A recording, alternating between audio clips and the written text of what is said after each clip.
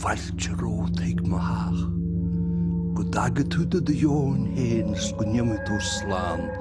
Skwagatu de ye vudna warder hugtu data honus. Well, character bit ella silitric na he. Col Lewis a cluster an anam tá sé agat. Agus tá sé in take láire ó heh an uorscéil, na scanán, féaltí, tá sé forleathan sa cultúr. Aber an anam sin an tain rud amháil tidil na uorscéile agus tá sé agat. An Eva agus an bagart.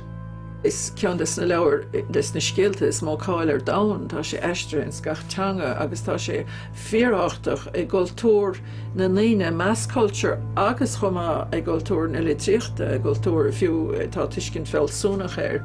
At its root, it really is an Irish novel and concerns itself with Ireland and what was happening to the Irish people at the time.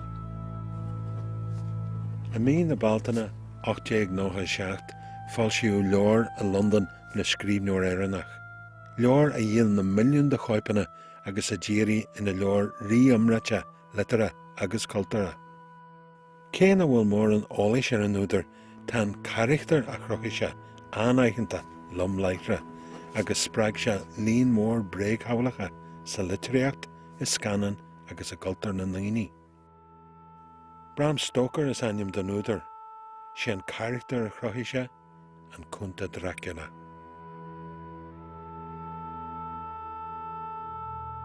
Cé mar a hála duine ar bheag an aithne scríbneoir páirt'aimsire as pála clia, cé mar a scríb sesin sárthíthar an uafis agus litartha an dón. Cé spráig cruthú Dracula, charachtar atá aitheanta ag na milliún ach a bhfuil a fréamhacha go fáil faoi cuadach na rúndíomhara faoi thuairimíocht agus chráirhréagach. Agus cavéad de Dracula a hagan amach ní as an trasalbhain ach as cúlra éireannach a údar Bram Stoker hain. Rugó Bram Stoker an mhaile clia a mína nolag 1827 an tíirithú duine as seachtar a rugú da hismóirí mánachma protestúnacha. Baistíú é an áthair fós dat serviseach a gaislean mhaile clia bé, agus Charlotte a bhathair a slige ó ceart ban uailmhíneach a bhí ceart aganta agus an-tionthreici ar a clán eile. Bhí Stoker an-bhróite agus éana fáiste a scríú níos muile gur ó uaireantán nuair nach ró a hawlach ag súil go dtiocfaite slán as. It is true that I had known weakness. In my babyhood, I understand, I used to be often at the point of death. Certainly until I was about 7 years old, I never knew what it was to stand upright. One of the key links, I think, between Bram's mother and Dracula is the fact that as a young girl in her teens in Sligo, there was a terrible cholera epidemic, and she clearly told stories of this to the family, who were so impressed that in fact they got her to write it down, and her written account of the cholera epidemic still survives. In the days of my youth, our world was shaken with the dread of the terrible plague, which was desolating all lands as it passed through them. It was the cholera. It's a nightmarish scenario worthy of Dracula itself, whereby people, for example, were being buried alive. There are macabre details like very tall people having to have their legs broken to fit into coffins, coffin makers coming around the houses, basically looking for bodies, and Stoker's mother pouring a jug of water on the head of one. In many houses lay one, nay 2 or 3 dead. One house would be attacked, and the next spared. There was no telling who would go next. And when one said goodbye to a friend, he said it as if forever. He was a rather lonely child, on his own, left to his own devices, using his imagination, if you like, to fill up the time. And so I think his mother's stories of the cholera epidemic, I think, would have had a very deep effect on the young Bram because he was so lonely and so isolated in that time.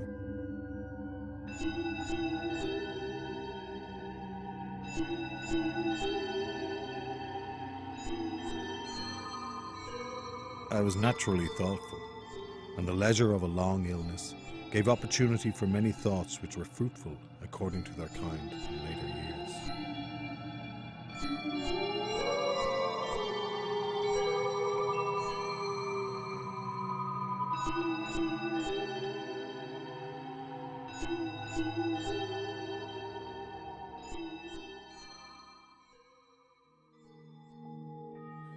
Is go colliste na trinóide mála clia a hui Stoker in 1863 agus bagarid gur clú agus cailear sa colliste agus sa chathair. He threw himself into all aspects of college life with great gusto. He's one of the very few people to have been both auditor of the Historical Society as well as president of the Philosophical Society. In anjoin a luahannes, bewoon eichna vir Stoker mar armór sport sa tír sna 1860. Balua a haki sé le rugby na heran, agus bunadí ard level colliste na trinneirde agus na stat sherivisha in moran sports. He was an outstanding gymnast and athlete, and at a time when the Trinity races could attract audiences of 30,000 people, he clearly was a star, not just in Trinity, but in Dublin more generally. Bhuiine an éireamúil Stoker, tábhacht é mar hampla mar reachtaire an gcumann díospóireachta I go láiste na tríonóide, caithfidh sé go ndeacaidh sé bhaim go mór a chós scoláirí agus go raibh ardmheas acu air.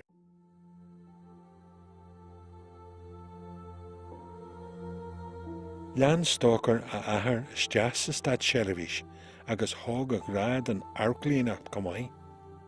Ach ba a rustrachas le caidian bocht lervasna an rami a thug ober a hariskint den Dublin Evening Mail, agus besin an chéad criticor an yeran a thug lervasna an lad ar gion da lehuri. Ba a gaibh leis an Arklan a dahrú cuasa baha Stoker. Skriú Stoker lervas multach da Henry Irving astur cuairte Britanach gomal in 1866. Nar a casú ar a chéile iad fa dhearú, hui Irving a bhaim ar Stoker leithre, ba chardi iad an vert dús agus cólacithe go luan é. Bram Stoker wanted to develop as a writer, and he felt that to develop in that way he had to go to London. Irving was a fairly shrewd psychologist, he knew this, so he encouraged Stoker in the idea of coming to London and where he could act as acting manager for Irving.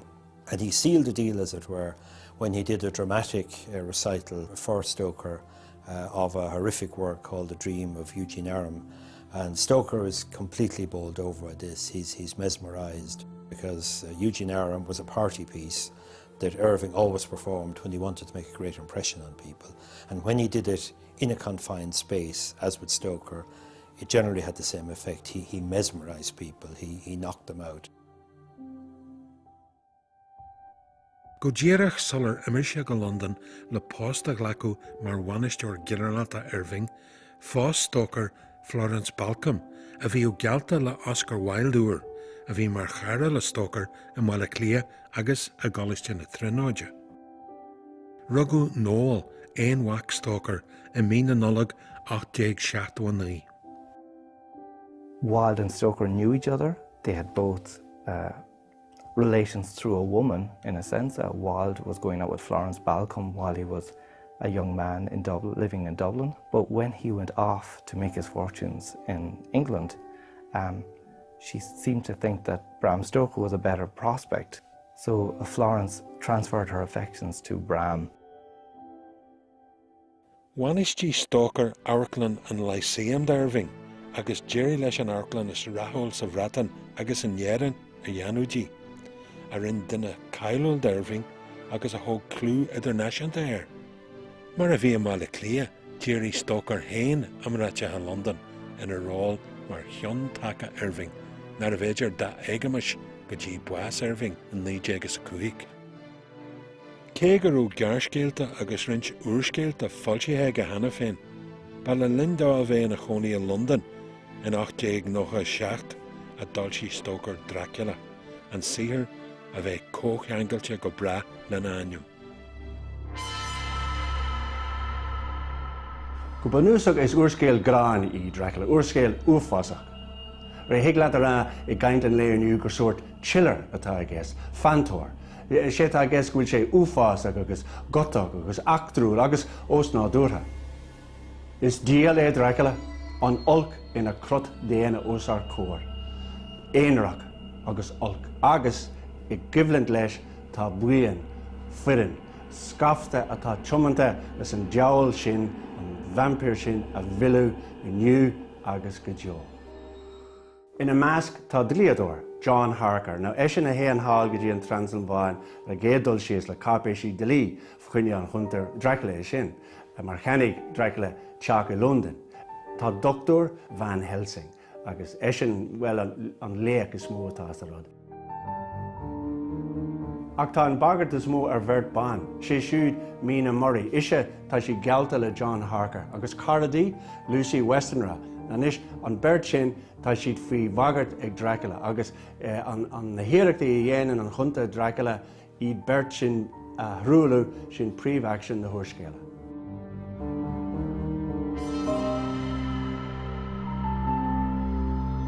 Tá sé soléir látha de Harker go bhfuil sé pléile character G. Wiley agus ina chonaí le daoine agus mrá G. Wiley fásta. Ach anis tá Harker gafa ag Dracula ina chaisle. Ach éilíonn Harker faoi dhearú, agus háil go sásanna le Dracula san bád de Demeter. Tá Mina agus Lucy ar siire I Whitby áta hagan Dracula I dír, agus an céad rud a dhéanann sé ná Lucy a rúlú agus vampire a dhéanann sé. Nis níl ré ag Van Helsing agus a bhíon a cúla nó stác ar chur faoin chuí agus I a héirú ón na neamh. Suúin Dracula fuil Mina fósta agus éilíonn sé go London, na nis tá an buin ar a thóir go London agus in sé iireachta gréimáil ar a London ag éilíonn Dracula utha agus téann sé siúr go dtí an Transylván agus iad sin ar a thóir an fia I gceart ar a thóir. Go dtí go merann siad san air Van Helsing agus a bhíon ag Passburgo agus is an sin a chuann si críoch leis, deireadh leis agus críoch leis an vampíreacht. Agus tá Mina sábhailte ón vampírechas.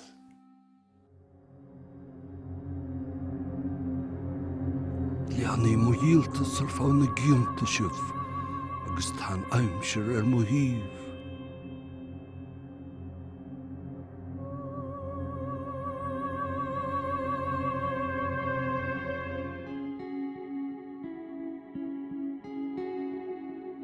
D'arbar Stoker Dracula ar an chéadgáil síos mar uaircéal agus mar grama státe, agus cretar gur dúil leis gur bheith Irving a dhéanú príomhról Dracula in Airclan an Lyceum hain. Bhrá Bram Stoker bhíosaige cé có táhagus a bhí an uaircéal, agus bhrá sé go córdó sort a dhéanú ar an uaircéal fo chuine an státe. Bhí seansáin go nglaithe Sir Henry Irving an ról mór sin Dracula. Ach Herbert Stoker an acórú státe dhéanú. Rinn sé iireacht ag darla Sir Henry Irving bhí sé uafásach, agus dá réad mar léon tú inniuáin is sa léir go bhfuil sé neamhdramatúil agus fadarach. Ba bhór an buile ar a bhainisteir agus charadílis, G. Spago Irving go méidir gur drama státe é. Nar a fáilsiú Dracula mar uaircéal I Maltaine 1897, bhí rach critical léir níos mó na rá trátala, agus ní go dtí níos muile anon gur éirí le Dracula bheith na charachtar cailúil a bhfuil muid álach ar sa láta nniuan. Tá differ an bhór idir an cuairsias a rinne Bram Stoker ar Dracula an charactéir a chum sé ar a gédul síos agus na charactéir atá ús ar góir inniu sna léirithe stáite agus go háire na scanáin. Bhí sean na ard na hasú lastaí, go an bhartha Jumutje den krommel ban of year. Edach du o one go bahisher. Gan een dag een rod vi uemme. Vi ei komme sa krommogach Ga wala kas wongacha a vi korak bagnach as kjonna sronjege. Bel morsenta mi rokrach fi een krommel trom. Agus star ikle jala geerde a klino amachon. In year boss Bram Stoker, hugga van Florence, hug she cad den scrivener Hamilton Dean, achorú státe eile agus daire go mailes, scrib sé drama státe faoin titil Dracula, the vampire play, agus chohí sé aige de London ó 1924 go 1927. Rinne achorú státe eile ag an drama John Balderson agus chaise seall an státe Broadway in 1927. Ac an rud ba háhachtaí faoin léirú seo ná gur bé Bela Lugosi, a ghlach part and príomh character Dracula don céadúir. He's a character that constantly is eroded during the 20th century. He is not representative of the character in the novel. He very rarely actually is anything close to what Stoker envisioned in 1897.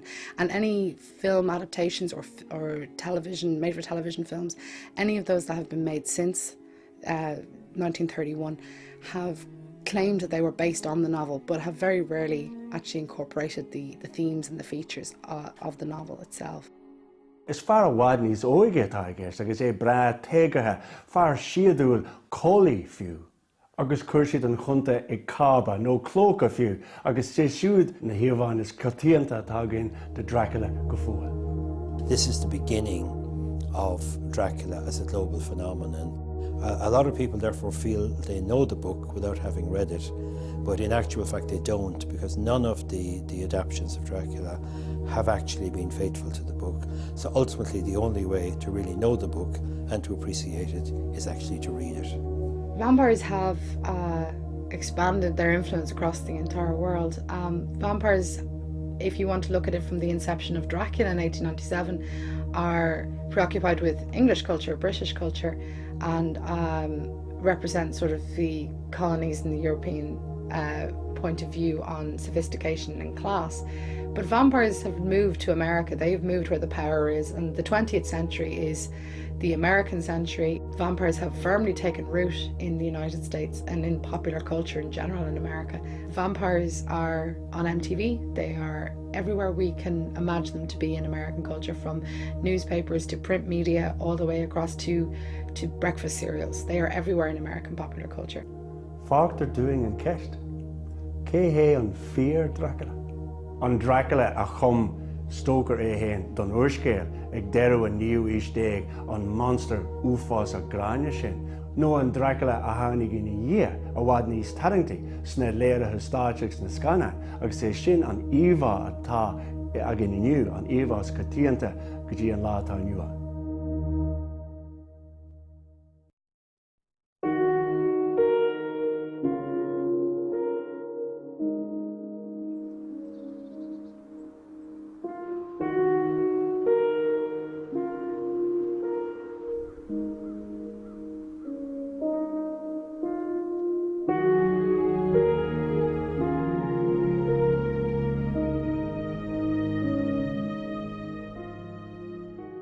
Mar leor den I leor is mó tionachar agus is mó éileh dar scríú a riú, tá tuairimíocht gan stádon faoi cadéas Bram Stoker an character Dracula agus an tuairscéil a chrothú agus é a lonú sa Trasalvain.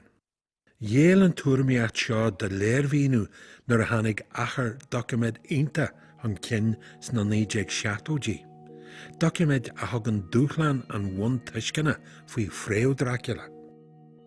Well, we're very fortunate in having the notes that Bram used in writing Dracula. These are preserved now in the Rosenbach Library in Philadelphia. And they show us, first of all, how much research he did. It also shows us how long he worked on the book, which I would say was about 10 years, because the earliest entry in the Rosenbach notes is 1890, and clearly the project was developed to a certain extent at that point. It also shows us that Bram was jotting down ideas, some of which he followed up, some of which he dropped, some of which he changed. Agus rud simú eile hagan am as na nótaí ná an léir rinne Bram Stoker a héin le titil na thuaiscéile. Thosaigh sé le na nnéamh maru. Bhí sin aige agus lean sé leis fa tamil. Bhí sé lé le titil an character fósta chuir sé an chunta agus an chunta vampire. Agus ní rá sé go dtí, well, churas a bheith deirú a héair go háirlann sé ar an ainm Dracula mar titil an príomh character agus titil na thuaiscéile. Léiríonn nótaí Stoker gur tháinig sé ar ainm Dracula I leor scríofa ag Tailliúr Britanach William Wilkinson in 1820, agus chópáil sé amach ein paragraf amháin a leag amach tréthe cruúlacha Vlad Tepes, aire úsal na Romáine sa 15, nó Vlad a Táiteoir mar a tugadh uaireanta. Anis tá barúlach an mhaoin sin go mhaoineann an tanam Dracula le Vlad Tepes nó Vlad the Impaler ach tá sé ríhiléir ó na nótaí Rosenbach nach bhfuil nascar bé. Is beag an nascatá idir na hanamh sin agus an character a cum Bram Stoker. I think it shows us how limited the influence of the real-life Dracula, Vlad Tepes, actually was in the creation of the book. I would describe it more as kind of a flavouring in the stew rather than something dominant in its own right. I think Stoker was attracted by the name, and he was attracted by the character of Vlad Tepes, and he does adapt certain aspects of Vlad for use in his book. Tá drochail curtha ag Stoker an Trasalmhain an coige is fuide suas san Rómáin. Bhí cardeagamann sin daoine as an áit, agus neurósacha faoin tradition litríochta seo nó faoin scannaíocht maran, bhí cleisteach go faoi ach ba rud nua acu mar cho fadaigh sa bhain sé leasan. Vlad Tepes ba léach náisiúnta a bhí an duine bhó a has an aon na dorcach. An rud a riú, a rud a rinne an túidir, an taine maglacha agus cuid gon stair, ach ní léon bhaint chorbe idir Dracula mar higmadéis na scanan etc. agus an duine starhfuil a bhfuil measar san Rómáin. Ní lenach gur chuid sé an taim. Is léir fástó na nótaí nach rá an Transilváin ríthhachtach in aigne Bram Stoker sé lé leis an thuaiscéil. Ar a gédul sios bhí sé lonú san Ostar. An rud ba hábhachtaí de Stoker ná go bhfuir sé lonathe in áit a bhí a bhádúí áit a bhí iargúlta. So héile rá gur sort uaiscéil orientalist Dracula, go bhfuil sé iartharach agus gur thóg Bram Stoker finscéil ó iarthar na Eorpach agus go nglach sé thuige leis agus chuir sé I London agus chuir sé daoine ó London in lech I Givland leis an príomh character London. Rud a bheith ionta charingtúil de léthirí London a rud a bheith ionta trádáil a fásta. Léiríonn na nótaí gur gríomhaigh Stoker de réir a tháinig héin agus a forbairt a flotta de Dracula. Agus ar saoire in Whitby I dúsgart Yorkshire, thóg naimse an tíorólaí a táitiúil, finscéalta agus canantí isteach san uairscéil. He went around the gravestones in the Whitby churchyard and took down names and inscriptions and so on, and he introduces these into Dracula. We also know that he always kept a diary, and some of the descriptions from his diary that appear in Dracula were just lifted straight from his notes. So it makes us aware of what a complex work it was, and all the various elements that go into it. Mar a Vlad Tepes sprág ó díire Dracula nó fiú an Trasalmhain héin, an álaí go bhfuil a bhunas le fáil a gúilre éireannach Stoker héin. If we think about Stoker's Irishness, I think we see a man who was Irish. He spent almost half his life in Ireland before he went to London. He's not Anglo-Irish, and that, in fact, is a common misconception about him. For example, he never lost his Dublin accent, even though some biographers claim that he spoke with quote-unquote a proper English accent. And the other side of that particular coin, of course, is that people in Ireland are generally unaware of who Stoker was and the fact that he was Irish. Nuair a bhíos héna freastal mar bhaicléin litir a goláiste na tríóide, goláiste Stoker féin, níor tugadh aitheantas dá laids dó mar scríbhneoir litirthe, bhain sé leis an déascar lua le Dell Comics agus miochtasolaíocht den tais sin ní haolóch aine staidir litir a dhéanamh ar an teacs. Ach ní amháin sin is dócha I measc na éarnach an seo na gnáchaoine níor ghlacadar le Stoker mar scríbhneoir éarnach. Níl sé sin ceart ná cóir.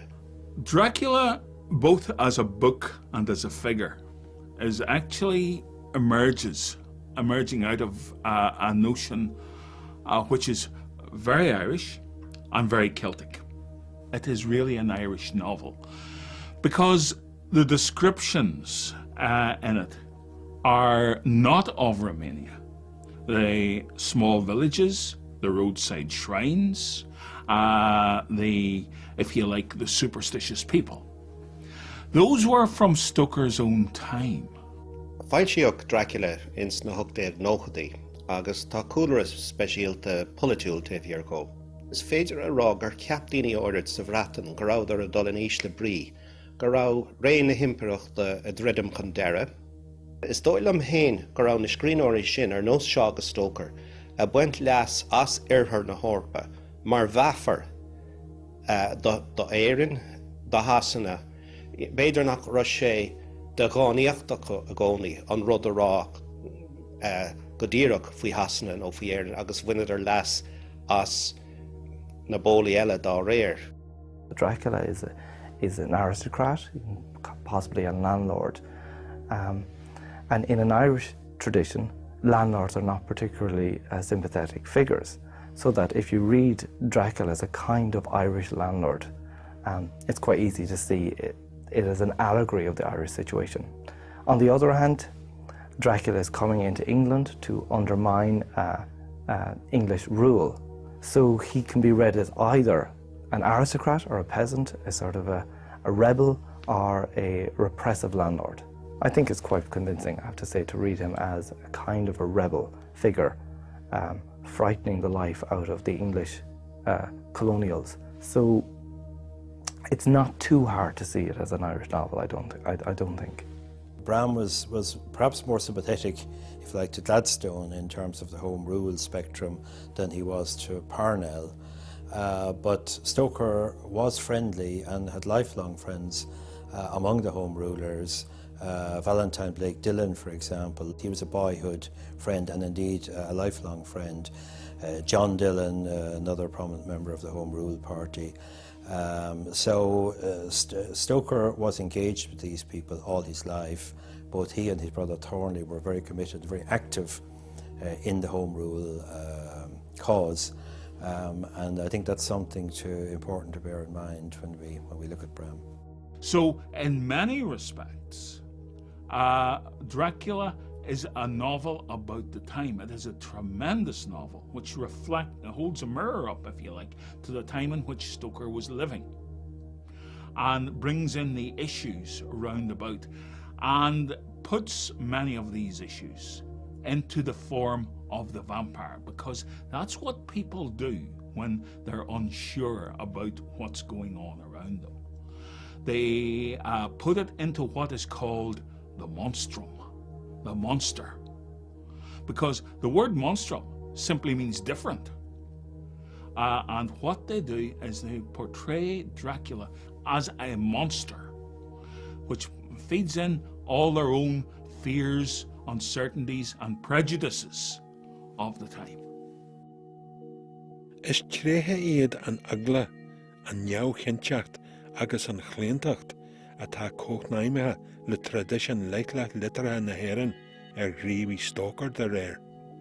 Agus níos moille anón bhí sé an bháil is aitheanta den grúpa a doctor anois an gotach éireannach air. The Gothic can best be explained as fiction which begins in a realistic, normal, stable environment, which is suddenly interrupted or disrupted by apparently supernatural or really supernatural events or characters, by elements of the past coming back to haunt the present. With Dracula we have 19th century, up-to-date, rationalistic, common sense characters who find themselves confronted with an atavistic, backward element of the medieval Catholic past coming to try to destroy the present and the future. Tá tradiisiún scríbhneoireacht Gotacha an láidir I tradiisiún literatúra na hÉireann, agus tionchar an Reforméisán so aice an. An cá idir an sean religún a bhí gafa leis an Pagánachas, agus an religún nua, aimimse an religún uair a bhí ag éirí críocha chur leis na pisóga. Interestingly, in the Irish period, it comes from 1641, and we can date it back to the publication of the first history of the Irish Rebellion of 1641, Sir John Temple's version. And in this version, he configures the Irish Catholic rebel as a kind of monster, a satanic monster in league with the devil, and this monster is attacking their Protestant neighbours to completely destroy the Protestant religion in Ireland. Is toch gonariter de gena godosnein tjefschen Anglo-Irish Gothic no Protestant Gothic en hier in godosnein she Le Matcher en Charles Robert Matcher en minister protestant geweest gurf konier im laat clear. Agus wie she schreef noor professionte gomaile en minister. Agus de schreef she lauer onderkalule vi gurf anach jonnacher aan er hinne isteeg. She in Melmoth the Wanderer. Feil siúché istólim 8 fihe. Buin sé le Faustian Bargan an léach Melmoth tá sé tréise anam a díal leis an díal beidir tréimh sé maithú hin agus sinné bonús an scéal. Fuair mé ó náhuiid na nanamacha síniu bacha ar an féide frontar do grachar an duine. Agus an cuacht le taistil trídin spás gan bach gan muil, agus tomúas deach an nonsiún le cathú a chur ar anisiorí ar an uaras críocha glíad, go malar tú siad aitlum. Níor wallarta duine chinúint le Melmoth an fannaí, haistil mé an dón ar a lorg, is ní chailú duine ar waithe leis a dón sin na ail, ní chailú duine anam.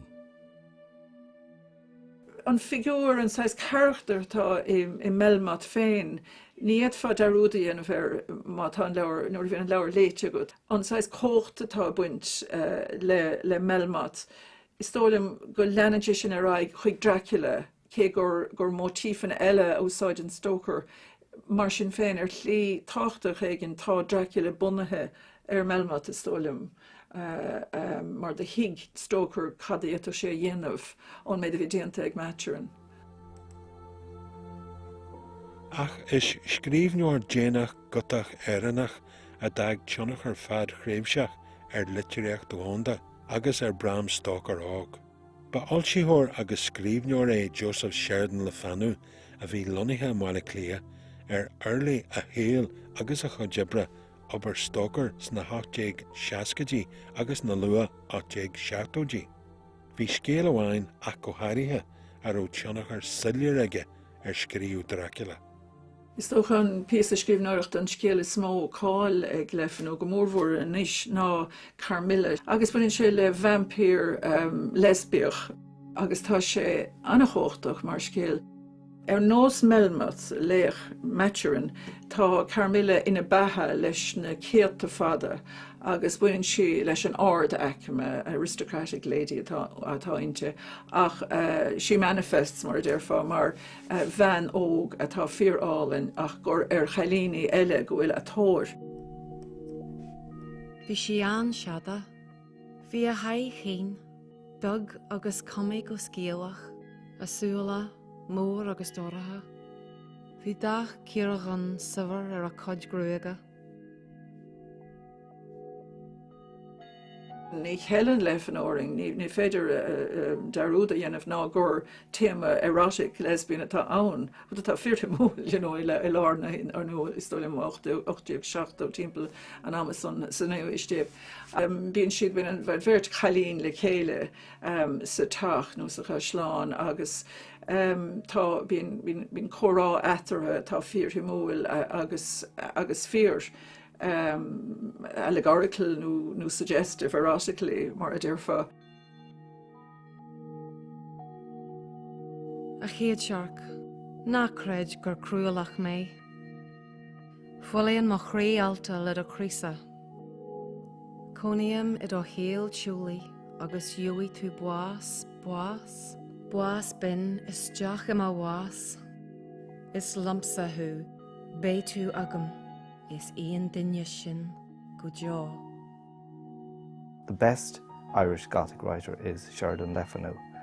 He was very, very influential in the English Gothic writing world as well. And M.R. James considered him to be the best Gothic writer of the 19th century. He's not as well known as Stoker because Dracula has almost overshadowed everything else. Faoin am scríobh Stoker Dracula in 1897 bhí an fríchatlaachas a bhí follasach I scríbneoireacht Maturin agus Le Fanu a lagu. Ach conniú ábharthacht an trúr trína gúlra rinte creidimh agus sóisialta. The notion of liminality is really important. Liminality being a sort of in-betweenness between two states. Vampires are neither living nor dead.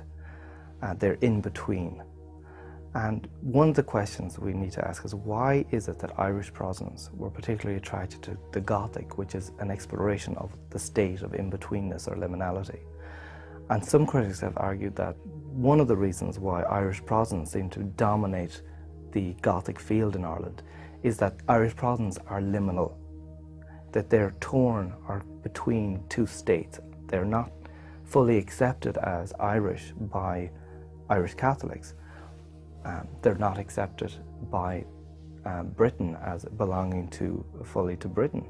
So they're in between Ireland and England, they're in between Catholicism and sort of English Protestantism. And they feel torn between these two states. So in between states may be attractive to groups of people who find themselves between two poles, like Irish Protestants.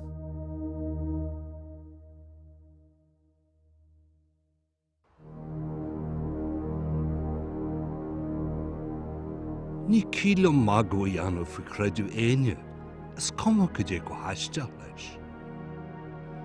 Rinn mé mo díchail ma aigne chuinal oscailte, agus ní héad grach rudaí an tíal a gúnaí. Ach na rudaí neamhchoitianta, na rudaí a chur duine an áras ceacu an ar I chéal nó ar miradá.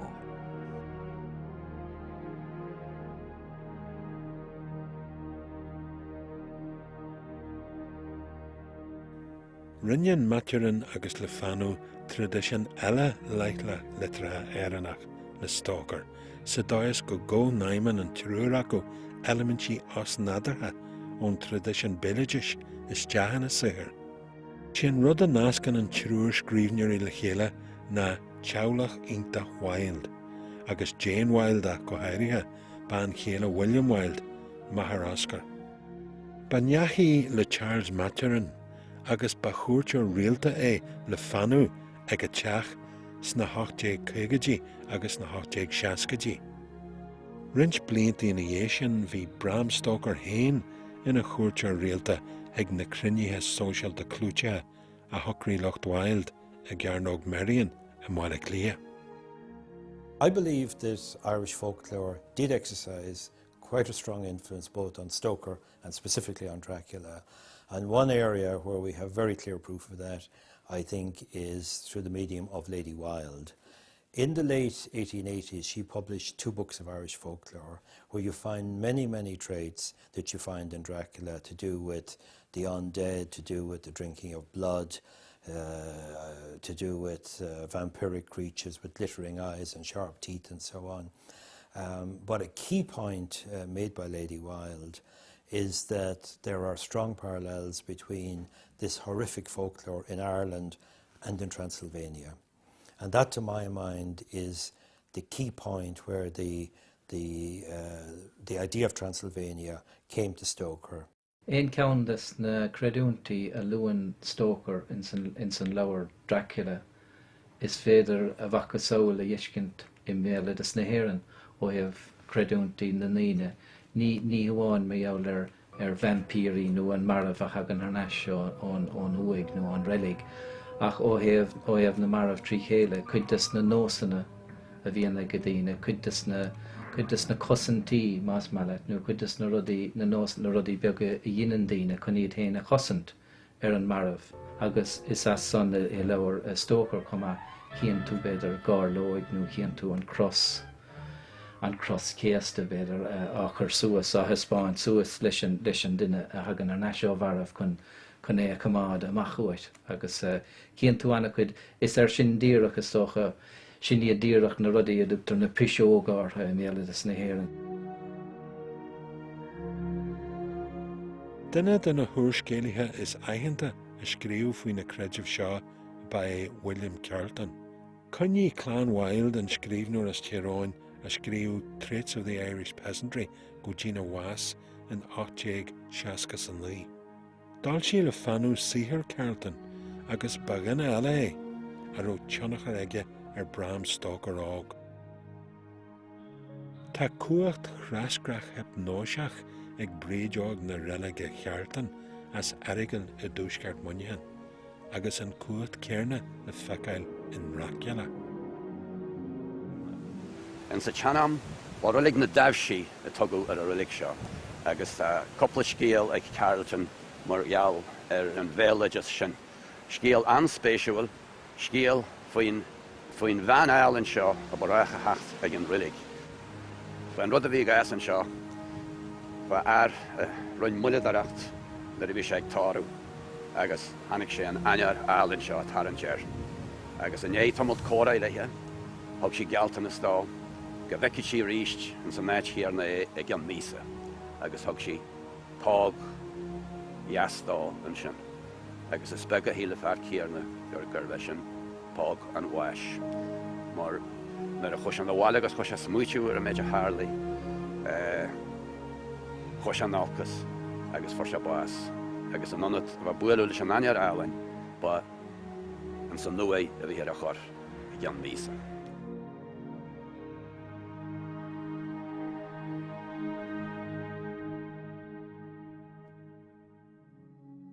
By Patrick Weston Joyce a dul sí an finscéile sinne dá bhfuilón a léiríonn tríthe na vampíre. Arsaíthóir agus fear cóimsear le William Wilde an acadú rígan na hÉireann na ba. Áhairteach a baineam dá híiseach a bhair sa chuaig uíis ar ó cónaíar a riacht céanda cógra da Garavaí a tá dúsceart na hÉireann. He was also a great tyrant and his people were terrified of him. But they hadn't the courage themselves to kill Áhairteach. So they hired another chieftain called Cachan to do that. He came and he slew Áhairteach, but the next day Áhairteach was back. And he demanded a bowl of blood from his subjects as a bloody tribute. Cachan went to either a druid or an early holy man. The holy man turned to Cachan and said, Áhairteach is not dead. He is merely suspended. His magic has kept him alive. You must kill him again. And you must slay him with a sword of yew wood. Cachan had to scatter thorns round the grave and place a great stone on the top of that. And this he did. And the place that he constructed his great stone is still there. Mar chualann seo tá sean cran drainan deirtar gur ui abertaí atá sin. An tuigmhil atá go fáil ag daoine an seo slacht haverdaí chreidim is tuigmhil bhunaach ar annach é atá a dheocha an áit tuaith ar bí. na sean armatha go háirithe na daoine a chonaíonn ar na fermathe sin. Deirthaigh siad go bhfuil an cran sin banithe, nó ná buin den cran sin, nó beidir coppla glúnathan dúirt siad sin, dúirt na sean daoine gur áit an tlua sí a bhí an na daoine beige an muitir na groch, gur bhain spiridalt éigean leis an cantar nár hiag daoine agus nár cheart a daoine a bheith ag sugrú na pléiciacht thart leis nó gur raibh tú a gulling lech le rud éigean déad tú dáthair a tharrainteart nó dáthair a tharraintear do witir. Tagan an focail féirí chuing beidir os na hása chóirí sa 1910 a ra bheithin ag Stoker hain ortha. Agus mar hampala is siad a chur an béir le féirí sióg agus níl daríar a gael díreach idir an dácail. Go háirithe sa chás seo inis más má hatú rá gur duine a fuór bás agus atá sa saol eile an sióg is cinnte nach eistriúcháin róha an focail féirí sin. Tá cosúlachtaí áirithe cinnte idir an taobh son den seanachas in éiring a bhaine leis na sióga agus an sampla más malad, an sampla den bharmh a chuirtar a gás go saolaíocht túil agus go crothach in san scríbhneoireacht ag Bram Stoker agus le héad. Ní amháin go bhaineann sé le focailach, bhaineann sé le híomhána atá thar a bheith scanrúil, thar a bheith tábhachtach. Ach darlam hain gur éirigh an miotas choláidir, chótéagartha siad, gur ág sé Stoker féin in Ísle Brí. Tá go leor lár daoine ar fuaid na crinne agus aithne anhacha ar Dracula nach dtuigeann gur Stoker a scrí. Tarlaíonn sin na gcónaí le miotas. Ten sé a bhad as cuacht an údar hain agus ní ar bhealach tá sé sin fear faoi litríocht ar bith nuair a ail sian tú ní féidir leat grím a chuineáil ar níos mó, is féidir le duine ar bith rud ar bith Ellens nó héana a dhéanamh bhas. Ach tarla sé go Dracula ach go háirithe. Nuair a fuair Henry Irving Boas an 1905, cailú an bhaintse bhí ag Stoker le Harclan an Lyceum go maith, agus chaith sé an chodeile a ghéal mar scríbhneoir agus iriseoir a scríú rinseoir scéalta agus cruúsa scéalta. I think it's clear that Stoker has been pigeonholed as a writer of sensationalist fiction. The reality is he's much more complex than that, and I certainly found researching his life, there's a lot of material there which paints a very different picture from the caricature, frankly, that has come to us from various other sources. And I don't think you can separate out any one of these aspects. They all come together to create an interesting man and, frankly, a literary masterpiece. Tá cócht agus tá sweep in réimse a hiiscin Stoker atá fíorthachtach agus léon ga chéine Dracula stólim agus déach ga chéine léomh cé gur bheit an scéala agus níl sé réadúil ach nach escapism atá a nach fantasy atá go bhaineann sé le ceistena daine ceistena daíre.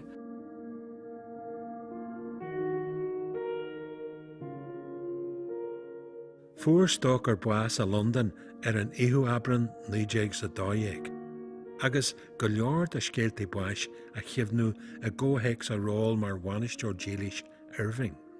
Bhí sé dá habalta san amúd smaoinú go mó dearma deanta de Irving céad bliana in é sin, agus gur bí legaid Stoker don chultar dónda agus don literaíocht a bheith faoi chabaidil go fáil.